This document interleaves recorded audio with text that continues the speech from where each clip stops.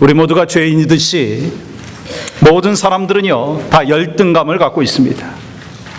정도의 차이가 있을 뿐이지 모든 사람이 열등감이라고 하는 것을 갖고 있다는 거예요. 흔히 우리가 생각할 때는요, 능력이 많은 사람들은 열등감이 별로 없을 것 같고, 능력이 별로 없는 사람들은 열등감이 많을 것 같다, 그렇게 생각을 하지만 실제로는요, 능력이 많은 사람들이 능력이 없는 사람보다 열등감이 더 크다는 거예요. 그게 통계의 결과입니다. 이민자인 우리 모두가 공통된 열등감을 갖고 있습니다. 마이너리티라고 하는 그 열등감, 언어라고 하는 그 열등감을 갖고 있습니다. 이러한 열등감은요, 나이와 인종에 상관이 없습니다. 크리스찬이나 넌 크리스찬이나 모두가 갖고 있는 열등감이 있다라고 하는 것이죠. 어떤 사람에게는요, 외모에 대한 열등감이 있습니다. 경제적인 열등감이 있고, 가정 환경에 대한 열등감이 있고, 또한 학벌에 대한 열등감도 있습니다. 우리가 살아가면서 그러한 열등감이 참 많이 있는 것이 현실인 것을 우리는 알고 있습니다. 그래서 자신에 대해서, 자신의 삶에 대해서 불만을 갖게 되고, 또한 자신감을 빼앗아 버리면서 자신의 생애에서 그 열등감으로 인하여서 부정적인 영향력이 미쳐지는 것이 우리의 삶의 과정 속에서 많이 있다라고 하는 거예요. 여러분, 이것이 바로 열등감의 힘이라고 하는 것입니다. 열등감은요, 여러분과 저를 행복에서 불행으로 끌어내린다라고 하는 거예요. 그래서 우리가 신앙생활을 하면서 열등감이라고 하는 것을 통해서 우리가 이 영적으로 신앙의 성장으로 나아가는데 장애물이 되는데, 오늘 말씀을 통해서 어떻게 하면 이 장애물을 극복할까라고 하는 것을 깨달았으면 좋겠습니다. 우리가 성경을 보다 보면 우리 성경의 인물들 가운데도 열등감이 있었던 것을 보게 됩니다. 모세도 미디안 광야에서 양을 칠 때 하나님께서 찾아오셨습니다. 이제 너는 애굽으로 내려가서 내 백성을 구해라 라고 말씀하실 때 이 모세가 어떻게 반응했습니까? 출애굽기 3장 11절 말씀 보세요. 모세가 하나님 앞에 이렇게 얘기합니다. 내가 누구이기에 바로에게 갑니까? 이스라엘 자손들을 애굽에서 내가 어떻게 인도해내겠습니까? 그때 하나님께서는요, 이 모세에게 지팡이의 기적을 보여주십니다. 또한 문둥병의 기적을 보여주십니다. 그럼에도 불구하고 모세는요, 나는 본래 말 못하는 사람입니다. 내 입이 뻣뻣하고 혀가 둔한 사람입니다. 그렇게 얘기하는 것을 보게 되죠. 또한 13절의 말씀에 보면 이렇게 반응합니다. 오 주여, 보낼 만한 자를 보내소서. 보낼 만한 자를 보내소서. 나는 못합니다. 하나님께서는 모세에게 분명히 말씀하셨습니다. 내가 너와 함께 하겠다 약속해 주시고 선포해 주시고, 그리고 또한 힘을 주셨는데도 불구하고 이 모세는 열등감으로 인해서 주저하고 있는 안타까운 현실의 모습을 우리는 말씀을 통해서 이미 보았습니다. 예레미야에게도 열등감이 있었다는 거 여러분 아시죠? 예레미야에게도 출신이라고 하는 열등감, 그리고 능력의 한계라고 하는 그 열등감으로 인해서 주님이 부르심에도 불구하고 주저했던 모습이 있습니다. 믿음의 조상이라고 하는 아브라함에게도, 또한 모세의 후계자인 여호수아에게도 열등감이 있습니다. 미디안 군대를 무찌는 기드온도 열등감을 갖고 있었습니다. 사도 바울도 육체의 가시라고 하는 열등감이 있었습니다. 모두 하나님의 사람들도요, 열등감을 가지고 있었습니다. 그러나 그 모두는요, 열등감에서 머물러 있지 않고 열등감을 극복했다라고 하는 것입니다. 그러므로 문제는요, 열등감이 있느냐 없느냐라고 하는 것이 중요한 것이 아니라 열등감을 극복할 것인가, 아니면 열등감의 노예로 살 것인가 라고 하는 것이 더 중요하다고 하는 거예요. 그럼 어떻게 열등감을 극복할 수 있습니까? 여러분과 저는요, 말씀을 통해서 우리가 살아가면서 삶의 여정 가운데 열등감이 찾아오는데 이것을 어떻게 극복할 것인가 분명히 깨달아야 합니다. 그래서 말씀을 통해서 우리가 영적인 레슨을 얻고 이 땅 가운데 살아가면서 열등감에서 머물러 있는 것이 아니라 자존감으로 주님 앞에 삶을 드릴 수 있는 축복과 은혜가 우리 모두에게 있기를 주님의 이름으로 축복합니다. 첫 번째, 우리가 그러면 어떻게 인생을 살아가면서 열등감이 찾아올 때 그 극복을 할 수 있는가? 그것은요, 나의 가치를 인정하는 것입니다. 여러분, 하나님께서 빛과 어둠을 창조하셨습니다. 하늘과 바다와 산과 들을 창조하셨습니다. 아름다운 꽃을 창조하시고 나무를 창조하시고 동물을 종류대로 창조하셨습니다. 그리고 뭐라고 말씀하셨어요? 보시기에 좋았더라. 그리고 하나님께서는 당신의 형상으로 우리 인간을 창조하시고 뭐라고 말씀하셨어요? 보시기에 심히 좋았더라. 여러분과 저는요, 이 세상에 어떻게 존재하게 되었습니까? 여러분의 부모님께서 우연히 만나서 사랑하게 되었고 결혼해가지고 우리가 이 땅 속에서 존재하게 되었습니까? 이것은요, 세상이 말하는 것입니다. 하나님께서 우리에게 말씀하시는 것은 그와 다르다라고 하는 거예요. 그럼 오늘 본문의 13절의 말씀에 보면 이렇게 말씀하시죠. 주께서 내 내장을 지으시며 나의 모태에서 나를 만드셨나이다. 하나님께서는요, 만세 전에 나를 예정하시고 하나님의 형상으로 만드셨습니다. 이게 얼마나 놀라운 신비입니까? 사람의 생명이라는 것은요, 이론으로도 과학으로도 증명이 가기가 힘들 정도로 바로 하나님의 놀라운 기적 중에 기적이라고 하는 것입니다. 그러면서 우리 14절 말씀엔 이렇게 말씀하십니다. 내가 주께 감사함은 나를 지으심이 심히 기묘하심이라. 기묘하다라고 하는 것은요, 헤아릴 수 없는 놀라운 솜씨로 나를 빚었다라고 하는 것입니다. 그래서 다윗은 그렇게 고백하는 거예요. 하나님의 솜씨가 얼마나 놀라운지, 기묘하시다, 신묘막측하시다라고 하는 것을 이 시편에서 고백하고 있는 모습을 보게 됩니다. 그리고 여러분 16절의 말씀을 볼까요? 같이 읽어봤으면 좋겠습니다. 16절 시작. 내 형질이 이루어지기 전에 주의 눈이 보셨으며 나를 위하여 정한 날이 하루도 되기 전에 주의 책에 다 기록이 되었나이다. 여러분 놀라운 말씀 아닙니까? 여러분 우리는요, 우연히 태어난 존재가 아니라고 하는 것입니다. 하나님께서 여러분과 저를 어머니의 뱃속에서부터 이미 계획해 놓으셨고 우리를 태어나게 만들어 주셨다라고 하는 거예요. 그리고 그걸 잊을까 봐 오늘 성경에서 뭐라고 말씀하십니까? 주의 책에 다 기록하였다, 확정하였다라고 우리에게 말씀하고 있습니다. 무슨 얘기입니까? 우리는 철저하게 하나님의 계획 속에서 만들어진 존재다 하는 것입니다. 한 사람도 예외 없이 하나님은 마땅히 우리가 되어야 할 모습으로 그대로 우리를 만드셨다는 거예요. 우리의 모습에는요, 우연이나 하나님의 실수가 있는 것이 아니라 온전하신 하나님의 뜻 가운데, 계획 가운데 우리를 이 땅 속에 살아갈 수 있도록 보내주셨다라고 하는 그 진리의 말씀을 주님께서 오늘 우리에게 허락하여 주셨습니다. 여러분 에베소서 2장 10절의 말씀 보세요. 우리는 그가 만드신 바라. 우리는 그가 만드신 바라. 우리 같이 읽어볼까요? 시작. 그리스도 예수 안에서 선한 일을 위하여 지으심을 받은 자니 이 일은 하나님이 전에 예비하사 우리로 그 가운데서 행하게 하려 하심이니라. 우리는요, 그의 만드신 바라. 여러분 표준 세번역 성경에 보면요, 이렇게 표현되어 있습니다. 우리는 하나님의 작품입니다 라고 되어 있어요. 우리는 하나님의 작품, 걸작품이라는 거예요. 여러분 걸작품이 영어로 마스터피스입니다. 마스터와 피스가 같이 합성된 것입니다. 이 단어는 중요한 의미가 있습니다. 마스터, 주인이 있다는 거예요. 우리 주인이 있고 우리는 그의 조각품이라고 하는 것입니다.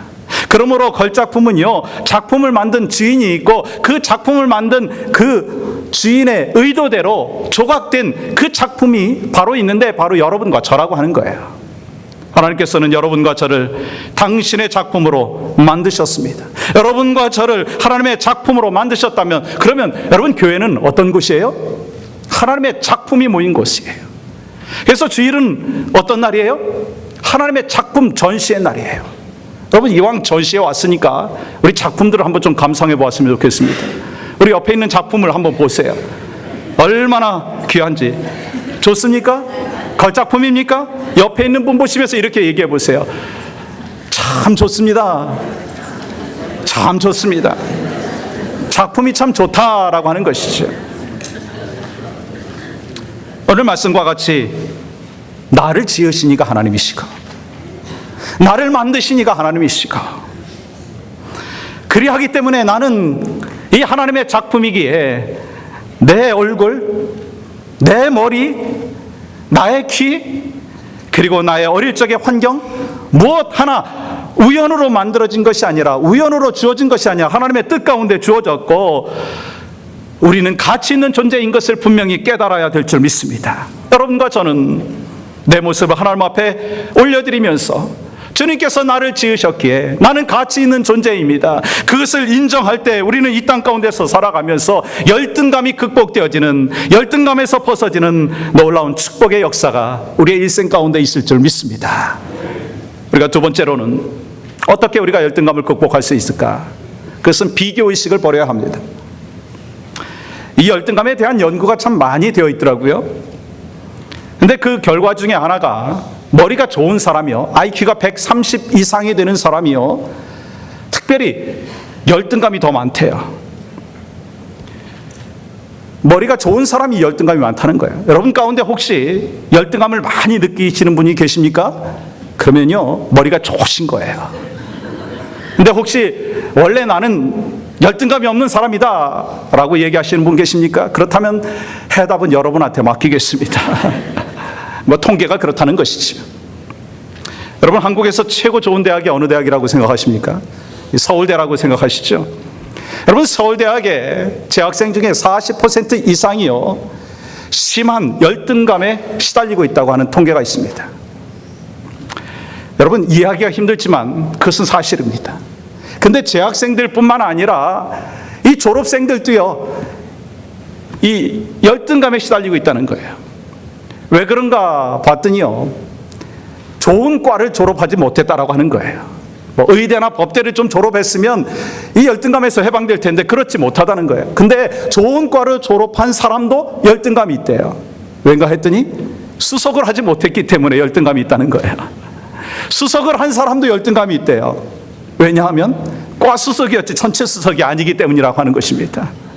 여러분, 우리 생각에 저 정도라고 하면, 저 정도 학벌이라고 생각하면 열등감이 없다 생각하지만 그런 사람들도 열등감이 있다는 거예요. 저 정도 물질의 축복을 받았으면, 저 정도 물질을 갖고 살아간다면 열등감이 없을 것 같은데 그 사람도 열등감이 있다라고 하는 거예요. 그 마음속에 들어가 보면 엄청난 열등감 속에 사로잡혀 있다는 것입니다. 여러분, 도대체 그러한 열등감이 왜 있습니까? 그것은요, 비교의식 때문입니다. 남과 비교하다가 보면 열등감에 시달릴 수밖에 없다는 거예요. 이 세상에요, 나보다 잘 나가는 사람이 있습니다. 분명히 있어요. 여러분 옆에 계신 분들 가운데, 여러분과 같이 신앙생활하고 여러분과 같이 지내시는 분들 가운데 나보다 못한 분이 있을 수 있습니다. 그러나 그분이요, 나보다 잘난 부분이 있다는 거예요. 그래서 우리가 비교하다가 보면, 남과 비교하다 보면요, 교만의 죄를 빠질 수 있습니다. 그리고 또한 열등감으로 빠질 수 있다는 거예요. 여러분, 교만이나 열등감 모두가 하나님 앞에 죄입니다. 그거 잘못하는 거예요. 그래서 우리가 일생을 살아가면서 이 열등감에서 극복하려면 비교의식 갖고 살면 안 된다라고 하는 것을 우리가 깨달아야 됩니다. 여러분, 성경의 많은 부분도요, 이 비교의식 때문에 어려움을 겪고 있었던 것들을 보게 되죠. 여러분, 대표적으로 고린도 교회를 바라보십시오. 교회 안에서 똑같이 봉사하는데 어떤 사람은 더 드러나지고 어떤 사람은 주목받고 어떤 사람은 그렇지 못한 모습이 있었습니다. 그러면서 나타난 것이 서로 간에 시기하고 열등감 속에서 서로를 견제하게 되었습니다. 그때 주님께서 뭐라고 말씀하십니까? 고린도 전서 12장 21절 말씀 이렇게 기록하죠. 한번 같이 읽어볼까요? 시작.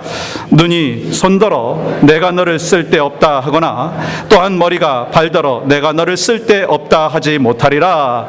여러분, 교회 안에는요, 눈이냐 발이냐 그것이 중요한 것이 아닙니다. 우리의 몸에는요, 눈도 있고 코도 있고 입도 있고 발도 있고 그리고 손도 있습니다.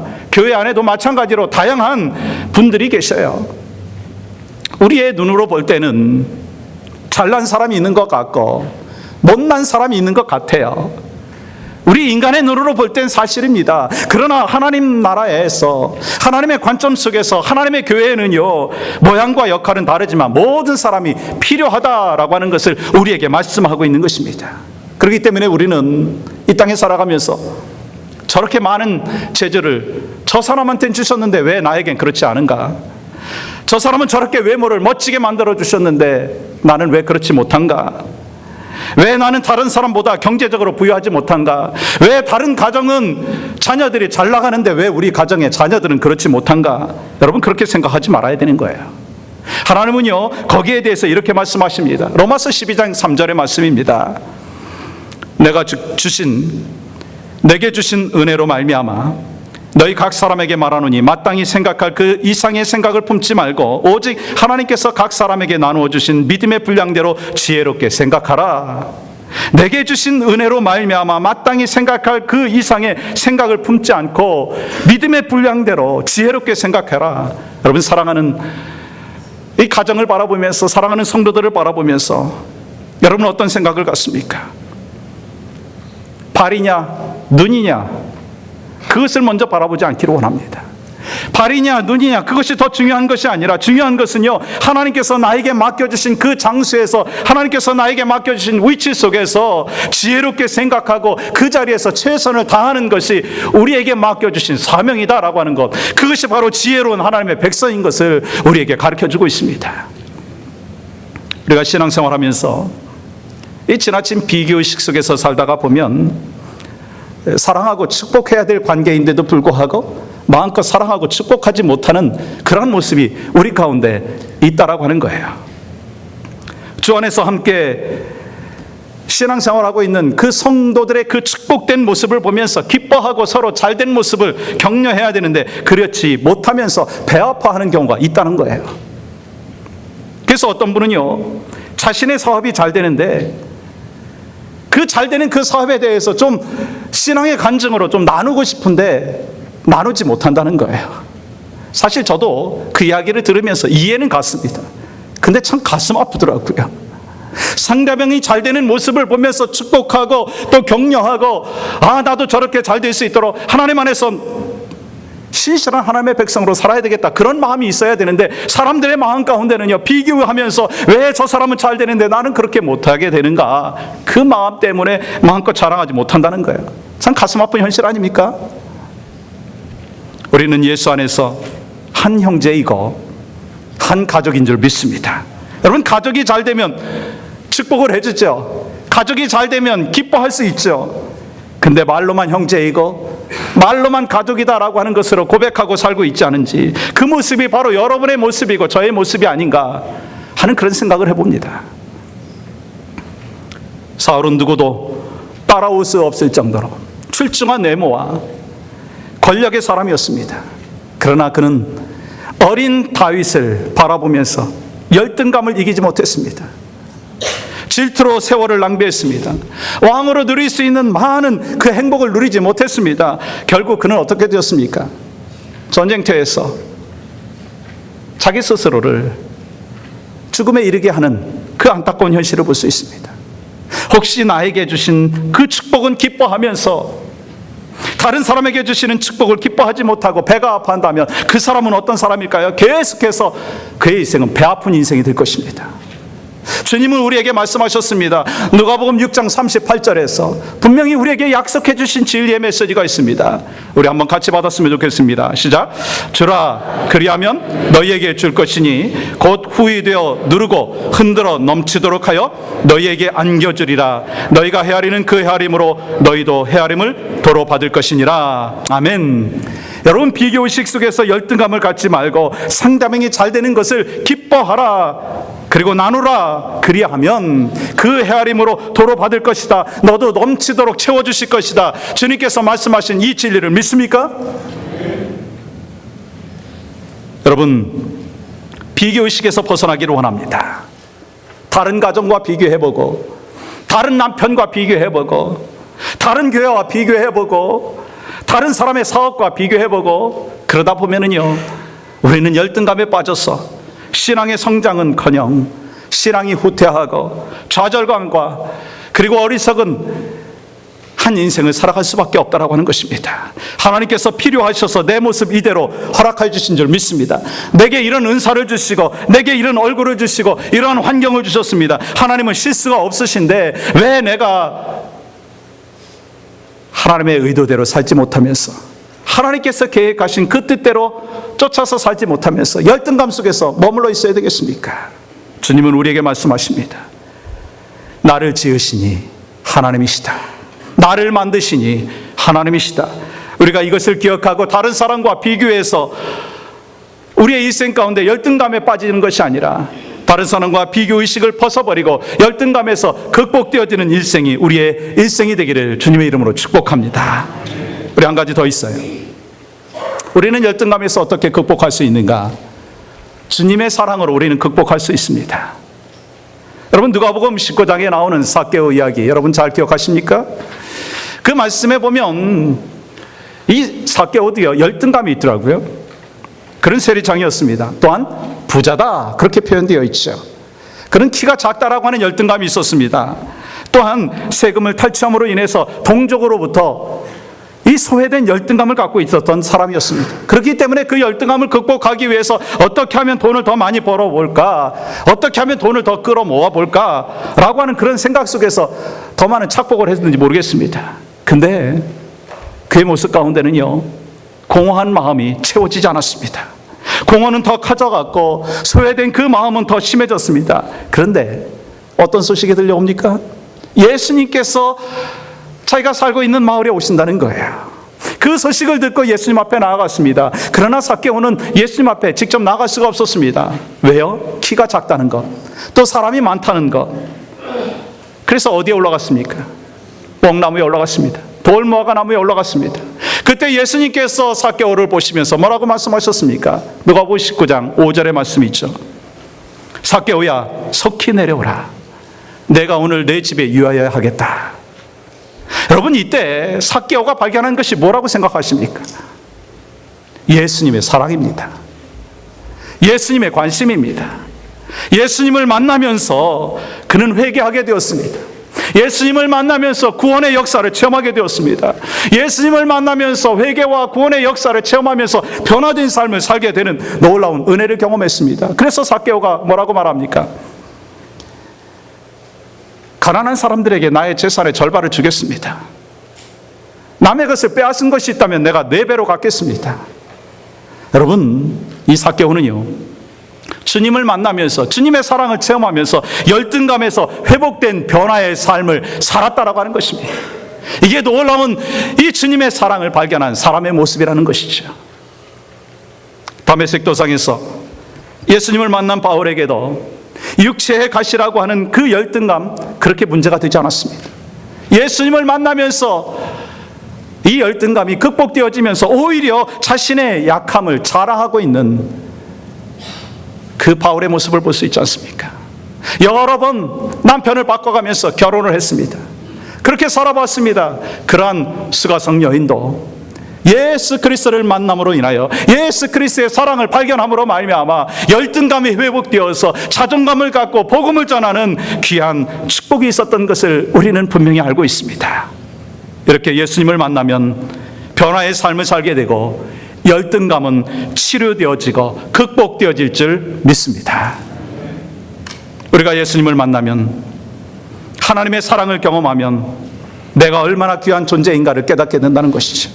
하나님께서 나를 사랑하셔서 죄와 허물로 죽었던 나를 사랑하셔서 독생자 예수 그리스도를 이 땅에 보내주시고 그가 십자가에 못 박혀 돌아가심으로 말미암아 내가 구원받은 백성, 그렇게 나를 사랑하고 나를 가치 있게 인정하시는 그 하나님의 사랑이 있기 때문에 내가 구원받은 백성이 되었다라고 하는, 가치 있는 존재가 되었다라고 하는 이 확신을 갖고 살아가는 우리의 삶의 여정 가운데 분명히 우리는 열등감을 극복할 수 있는 은혜와 축복을 경험하게 될 줄 믿습니다. 사랑하는 성도 여러분, 내가 열등감을 갖고 살고 있는가, 아니면 높은 자존감을 갖고 살고 있는가, 평가하는 방법이 있어요. 한번 여러분 잘 진단해 보시겠어요? 내가 세상과 사람을 비판으로 보는가, 비판적으로 보는가, 아니면 늘 좋은 점을 보고 장점을 보고 남을 칭찬하는가라고 하는 것을 통해서 내가 열등감에 시달리고 있는가, 아니면 높은 자존감의 사람인가라고 하는 것을 우리가 평가할 수 있다는 거예요. 열등감이 심하면은요, 다른 사람을 사랑하고 칭찬하지 못합니다. 그렇지만 자존감이 있는 사람, 주님의 사랑을 경험한, 주님의 사랑에 충만한 사람은요, 다른 사람을 칭찬하고 사랑할 수 있습니다. 모든 것에 그 장점을 바라보면서 긍정적으로 본다는 거예요. 또한 열등감을 극복한 사람은요, 늘 웃을 수 있습니다. 여러분의 얼굴 속에 웃음이 떠나버리면요, 열등감에 사로잡혀 있는 거예요. 시기하고 질투하는 마음이 있다는 거예요. 하나님 안에서 자신을 용서받은 그 확신을 가지면서 다른 사람들 용서할 수 있는 그 마음이 바로 어떤 사람이느냐? 그 사람이 바로 열등감을 극복한 사람이라고 하는 것입니다. 여러분, 얼마나 큰 축복입니까? 여러분과 저의 삶의 여정 가운데 하나님의 사랑의 충만함이 있기를 주님의 이름으로 간절히 소망합니다. 그 축복과 은혜를 우리가 누리고 살아가다 보면 우리는 하나님 안에서 누리는 아름다운 기쁨의 삶이 있습니다. 하나님께서는 나를 얼마나 사랑하는지, 독생자 예수 그리스도를 십자가에 못 박기까지 나를 사랑하여 주시고, 나를 존귀하게 만드시고 귀하게 여겨주시고, 나를 세상에 누구보다도 가치 있는 존재로 만들어 주셨다라는 그 진리의 말씀을 우리 가슴 속에 새기기를 주님의 이름으로 축복합니다. 여러분, 스바냐 3장 17절 말씀, 우리가 함께 이 말씀을 읽고 찬양을 같이 하나님 앞에 올려드릴 텐데, 먼저 말씀 같이 읽어봤으면 좋겠습니다. 시작. 너의 하나님 여호와가 너희 가운데 계시니 그는 구원을 베푸실 전능자시라. 그가 너로 말미암아 기쁨을 이기지 못하시며 너로 잠잠히 사랑하시며 너로 말미암아 즐거이 부르며 기뻐하시리라 하리라. 아멘. 우리의 신앙의 고백입니다. 이 시간 함께 이 찬양으로 우리의 신앙의 고백을 올려드릴 때 이 찬양 속에서 이 하나님의 음성을 우리가 같이 들었으면 좋겠습니다.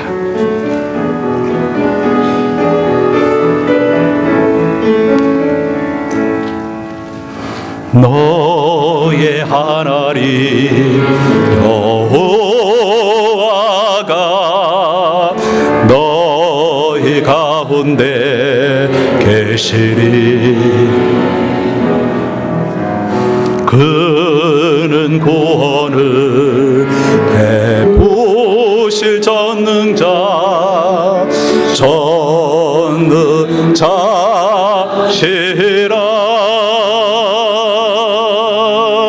그가 너로 인하여 기쁨을 이기지 못하시며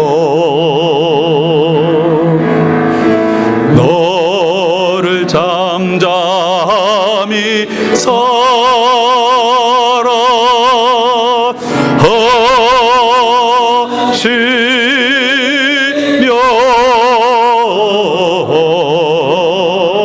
즐거이 부르며